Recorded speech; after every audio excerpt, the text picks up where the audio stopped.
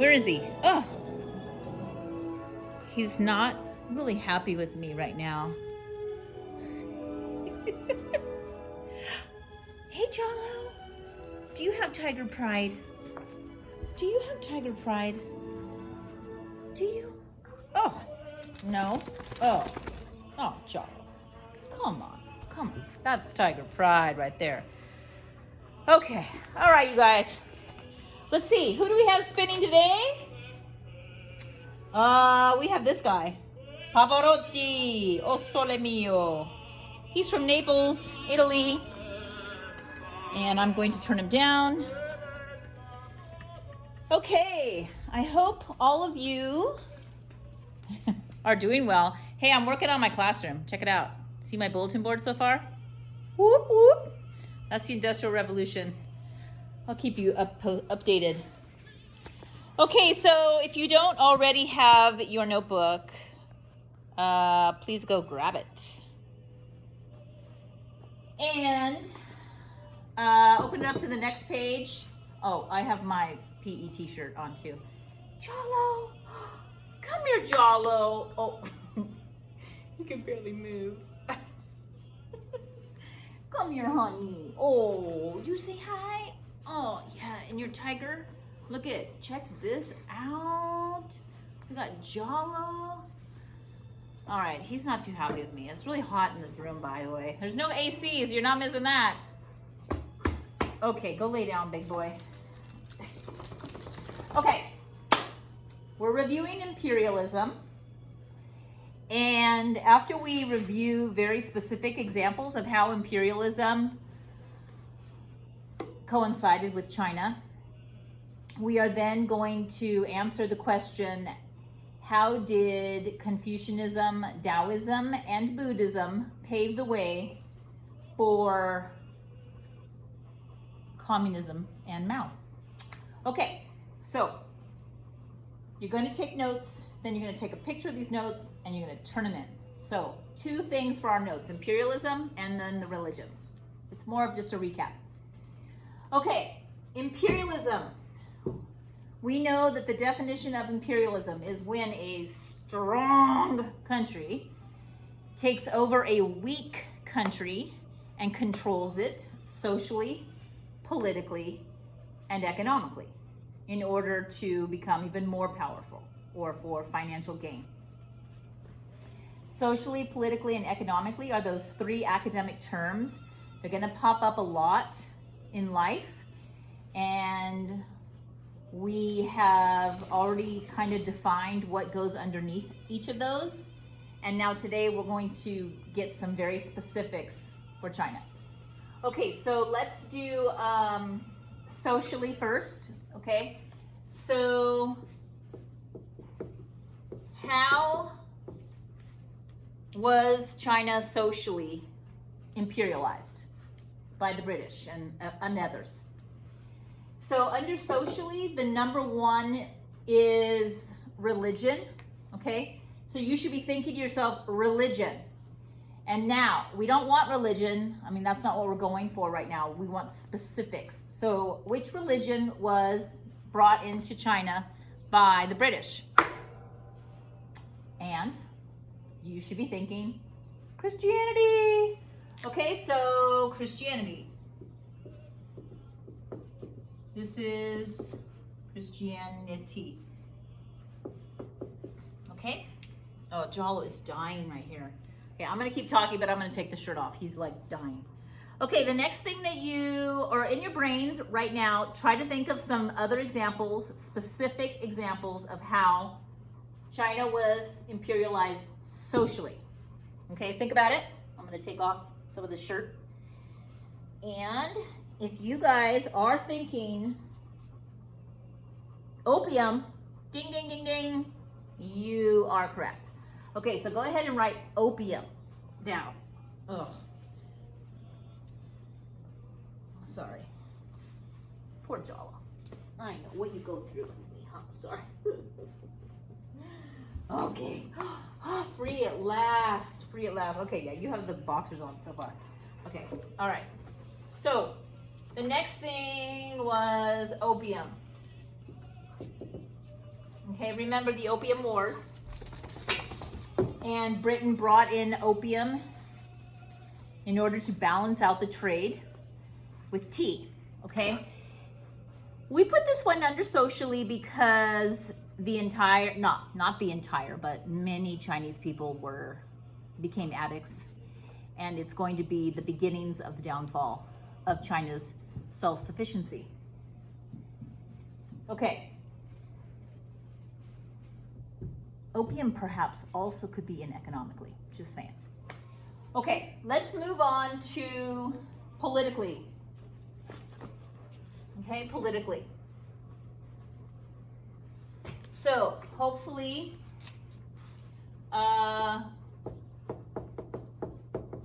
you're thinking right now, okay, how was China imperialized politically? In your brain right now, you should be thinking of everything that lands under politically. Okay, that's laws, government, military,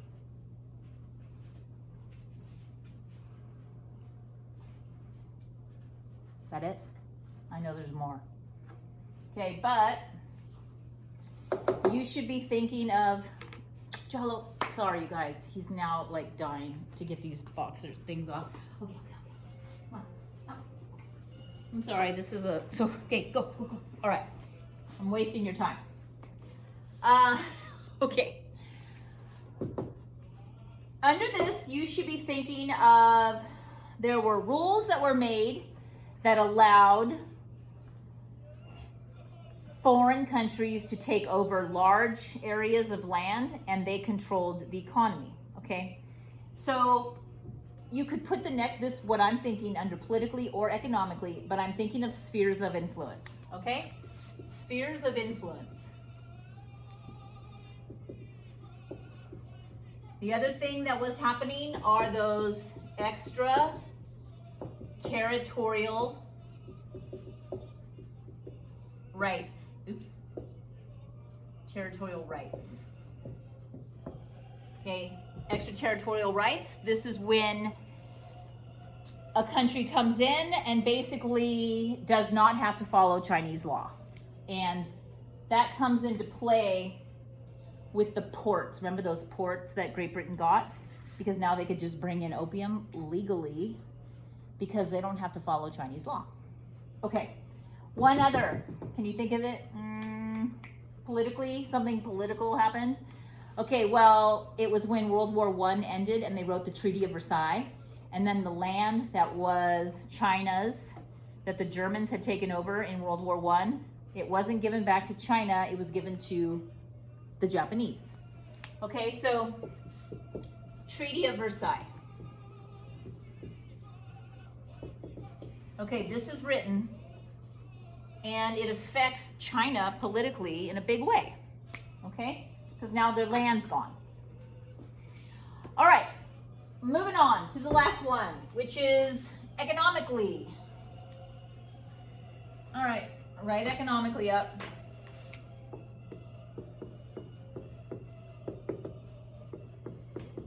Okay, so probably the first, I talked about it already, those ports that the British got. They're making they're balancing the trade out by these ports, okay? It's helping them a ton. Let's see. Hong Kong. Okay, let's not forget about Hong Kong. It is taken over the island. It's literally right off mainland China. There's like a bridge that goes to it. It's that close.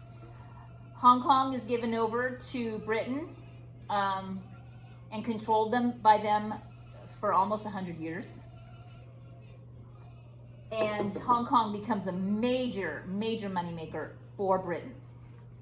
Okay, and economically, do you guys remember what the United States did? We kind of freak out and we get worried that we're going to be left out of it all. It's when we declare that China has an open door policy, okay? Open door policy. Pavarotti's really going for it there. Okay. Open door policy basically allowed the United States to make a lot of money in addition to other countries, okay? We just wanted to make sure that we weren't getting left out of the trade. Okay? So these are specific examples of how China was imperialized socially, politically, and economically. Okay? All right, moving on. I want you to now write, this is kind of the next part 2 of note-taking today. And at this point, if you want to put a line between separating imperialism from the religions, that's fine. But right here, I want you to write how Confucianism, Taoism, and Buddhism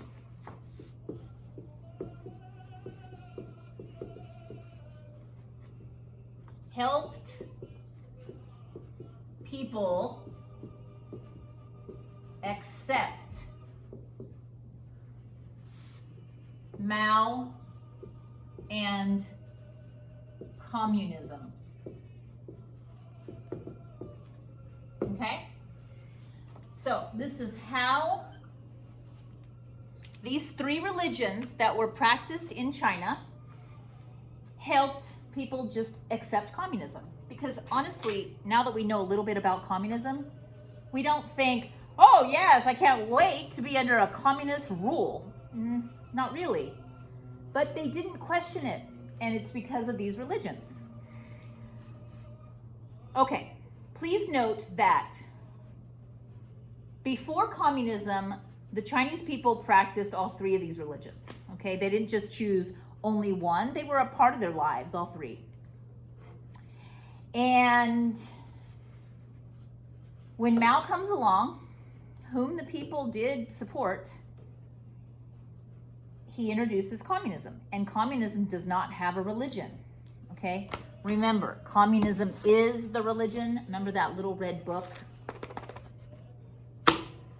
Communism becomes the religion.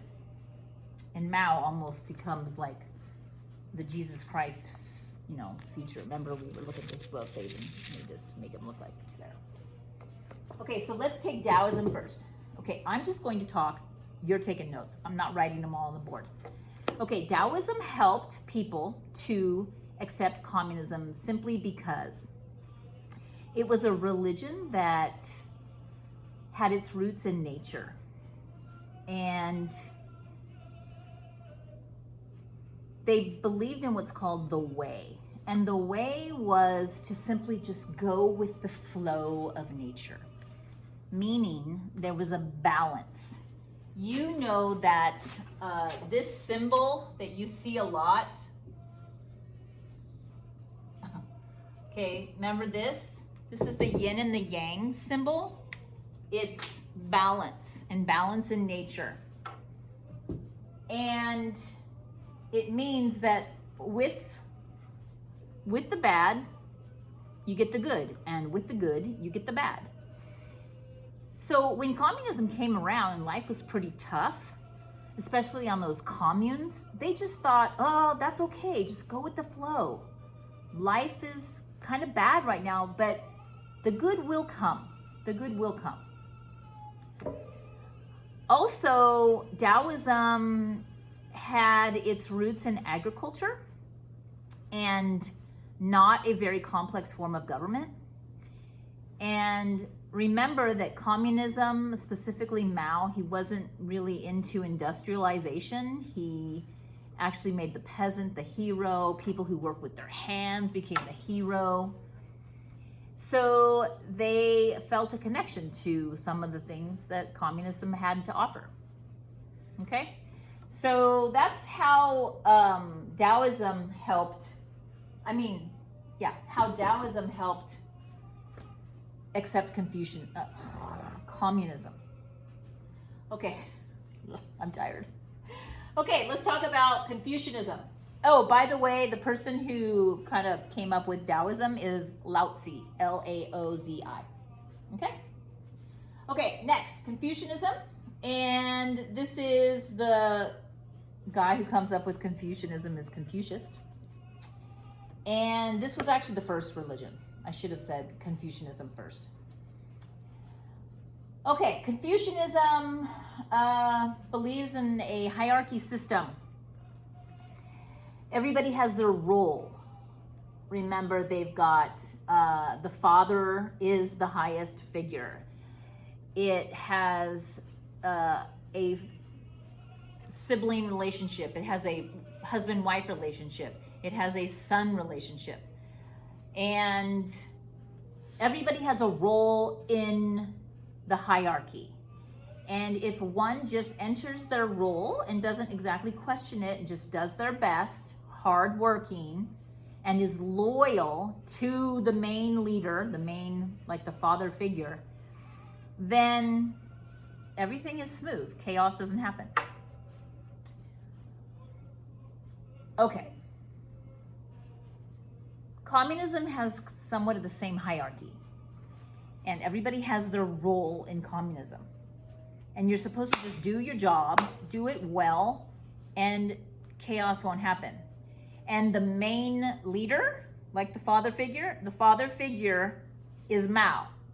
He is the father figure. And even all the propaganda made Mao out to be a father figure, one who takes care of his people. So this idea of a hierarchy in Confucianism really helped Mao bring in communism and allowed people to accept it. And loyalty was a really big factor of Confucianism, and loyalty in the Communist Party was also. Okay. Buddhism. Okay, Buddhism. Buddhism, I always say, is like the clincher religion for communism. Because in Buddhism, number one, they believe in reincarnation. And that life is suffering. Life is supposed to be hard. But through your suffering, if you accept your suffering, then it inches you closer and closer to nirvana, which is through enlightenment. Okay? The ultimate goal is to reach nirvana, which is enlightenment. And then you are supposedly not reborn, and you just fade away. Okay. So remember that you're supposed to suffer in Buddhism, and you are supposed to deny all your desires. You are not supposed to have desires. Mao correlated people's desires to materialistic things. So when Mao decided to shun capitalism, which we know is based off of buying materialistic things, he basically, in the people's eyes, helped them to get closer to nirvana, because the fact that he was denying people of materialistic things helped them to not have desires. Okay? Plus, remember, you're supposed to suffer. And communism, the work on those communes was hard. It was terrible. But a lot of people just thought, well, we're supposed to suffer. And this is just part of it all. And every day that I suffer, I actually get closer to enlightenment and nirvana, which this whole thing is kind of messed up. But the religion actually really helped Mao to get people to simply accept communism and not fight it. Okay? So that's it, okay? That's how these three religions helped Mao to get people to accept communism. Okay, so make sure you take a picture of your notes. Sorry, I was a little off today. Jalo definitely did not like his outfit. And I do want you to know that I'm feeling a little behind. China has always been my longest unit, but I feel like it's going on forever. So I'm actually not going to have an assessment for this one. We're going to go straight into South Africa, and we're going to highlight specifically apartheid. And then from South Africa, I want to get into India. Okay? So please know that I'm not going to do a project-based assessment for this one. You should just turn in these notes. I'm going to have one other thing I'd like you to read about the one-child policy in China, which is really interesting. I'm going to have you read one of two articles and take notes on either one, and maybe watch a video or two. And then, actually, you're going to take notes on the video, not the article. And the other thing is your Asia map test, which a lot of you've already turned in. So remember, that's due on Tuesday by 11:59. So it's 4 o'clock right now on a Friday. I'm kind of spent, and I'm gonna sign off and wish you guys well. We'll say bye to. Look at him. He's just dying over here. Jalo, yeah. You want to say bye? Okay, last time I did this, I messed up the vertical action. Oh, can't even see him. There he is, waving his tail. All right, you guys. Jalo says bye.